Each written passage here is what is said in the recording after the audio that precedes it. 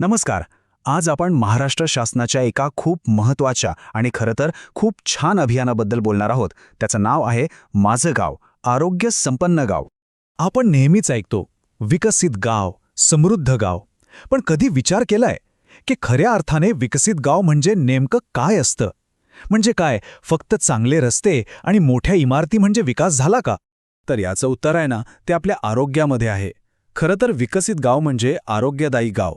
म्हणजे एक असं गाव जिथे आजारपण कमी आहे, जिथे प्रत्येक मुलाचं लसीकरण अगदी वेळेवर होतंय, प्रत्येक गरोदर आईची व्यवस्थित काळजी घेतली जातेय आणि सगळ्यात महत्त्वाचं, जिथे प्रत्येकजण एक निरोगी, आनंदी आयुष्य जगतोय. कारण सोपं आहे, जेव्हा गाव निरोगी असेल तेव्हाच तर ते खऱ्या अर्थाने समृद्ध होणार, नाही का? आणि हेच स्वप्न खरं करण्यासाठी महाराष्ट्र शासनानं एक जबरदस्त पाऊल उचललं आहे. चला तर मग या अभियानाची उद्दिष्टे काय आहेत, ते नेमकं कसं काम करणार आहे, हे सगळं जरा सविस्तरपणे समजून घेऊया. तरी अभियान आहे माझं गाव, आरोग्य संपन्न गाव. महाराष्ट्र शासनाच्या सार्वजनिक आरोग्य विभागाने हे 18 फेब्रुवारी 2026 रोजी सुरू केलंय. आता याचा मुख्य उद्देश काय आहे, तर तो अगदी सरळ आहे. गावागावांमधल्या आरोग्यसेवा एकदम मजबूत करायच्या, आजारांचं प्रमाण खाली आणायचं आणि लोकांमध्ये आरोग्याबद्दल एक नवीन जागृती निर्माण करायची. ओके, तर या अभियानाची 4 मुख्य उद्दिष्टे आहेत, म्हणजे 4 मेन टार्गेट्स आहेत. पहिलं म्हणजे एक हेल्दी आणि जागरूक समाज तयार करणं. दुसरं, गावामधल्या ज्या हेल्थ सर्व्हिसेस आहेत त्या अधिक चांगल्या करणं. तिसरं, वेगवेगळे जे आजार पसरतात ते कमी करणं. आणि चौथं म्हणजे लोकांना हेल्दी लाईफस्टाईलसाठी मोटिवेट करणं. आणि हे 4ही मुद्दे एकमेकांशी जोडलेले आहेत. बरं, मग हे अभियान नेमकं कोणत्या गोष्टींवर फोकस करणार आहे? तर सगळ्यात पहिलं लक्ष आहे संसर्गजन्य आजारांवर.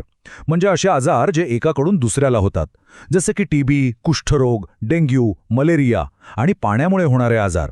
या सगळ्यांवर कंट्रोल मिळवण्यासाठी खास प्रयत्न केले जाणार आहेत. यानंतर दुसरा महत्त्वाचा फोकस एरिया आहे असंसर्गजन्य आजार. म्हणजे आपली जी लाईफस्टाईल बदलतीये ना, त्यामुळे वाढणारे आजार. उदाहरणार्थ diabetes, high blood pressure, cancer.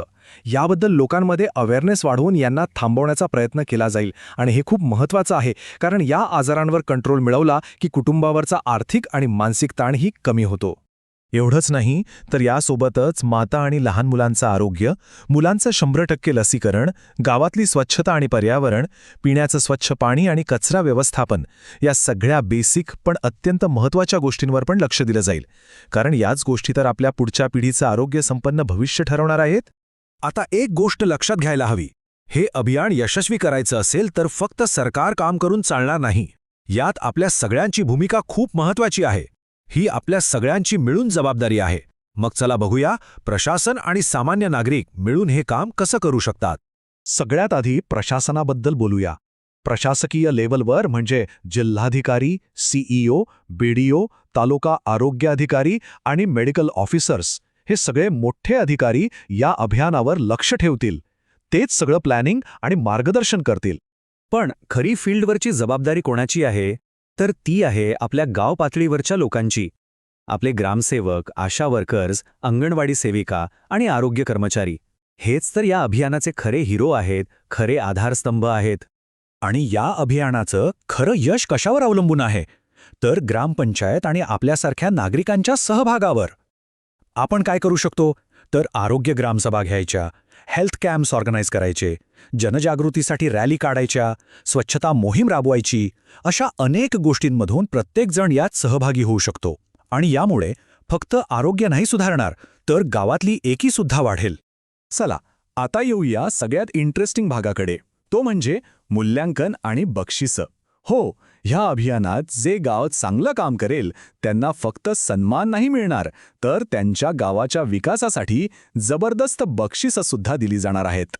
तर मग ठरवणार कसं? तर यासाठी एक क्रायटेरिया आहे. जे गाव आरोग्याचे वेगवेगळे निकष पूर्ण करून 70% जास्त गुण मिळवेल, त्या गावाला आरोग्य संपन्न ग्राम हा खास दर्जा दिला जाईल. आणि हा फक्त एक टायटल नाहीये, तर त्या गावांनी एकत्र येऊन केलेल्या मेहनतीचं ते फळ असेल. पुरस्कारांची सुरुवात होतीये जिल्हा पातळीपासून. बघूया काय आहेत बक्षिसं. जिल्हा स्तरावर पहिल्या नंबरसाठी आहे तब्बल 25 लाख रुपयांचं बक्षीस. दुसऱ्या नंबरसाठी आहेत 20 लाख रुपये. आणि तिसऱ्या नंबरला मिळतील 15 लाख रुपये. हे तर झालं जिल्हा स्तरावर. आता वळूया विभाग स्तराकडे, जिथे बक्षिसांची रक्कम अजून मोठी आहे. ऐका, विभाग स्तरावर पहिल्या येणाऱ्या ग्रामपंचायतीला मिळणार आहे चक्क 1 कोटी रुपयांचं भव्य बक्षीस. आणि आता येतोय सगळ्यात मोठा सन्मान, राज्य स्तरावरचं बक्षीस. राज्यातल्या बेस्ट ग्रामपंचायतीला मिळणार आहे तब्बल 5 कोटी रुपयांचा पुरस्कार. जरा विचार करा, इतका मोठा निधी जर गावाला मिळाला तर तिथल्या आरोग्य सुविधा आणि बाकीची विकास कामं कुठच्या कुठे पोहोचतील. हे सगळे पुरस्कार एकाच गोष्टीवर भर देतात की निरोगी समाज म्हणजेच समृद्ध समाज. कारण आरोग्यच आपली खरी संपत्ती आहे आणि तोच विकासाचा मूळ पाया आहे. तर मग शासन, प्रशासन आणि आपण सगळे नागरिक, आपण सगळ्यांनी मिळून ही मोहीम यशस्वी करायची आहे. कारण एक निरोगी गाव मिळूनच एक समृद्ध महाराष्ट्र घडणार आहे. चला तर मग प्रत्येक गावाला आरोग्य संपन्न बनवूया आणि आपला महाराष्ट्र अधिक शक्तिशाली करूया.